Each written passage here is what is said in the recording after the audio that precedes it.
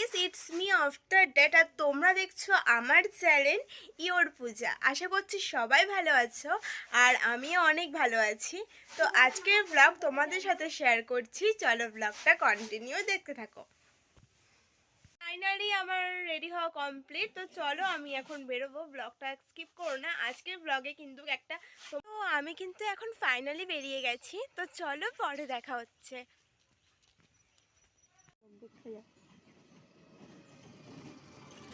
Finally আমি কিন্তু টোটোতে উঠে গেছি। তো চলো ব্লগটা কন্টিনিউ করা যাক। তো ফ্রেন্ডস, ফাইনালি দিদির বাড়িতে চলে এসেছি। আর আজকে আমি কেন এসেছি দিদির বাড়িতে তোমাদের সাথে ব্লগে পুরোটাই শেয়ার করব। তো চলো বেশি বক বক না করে ব্লগটা কন্টিনিউ করি।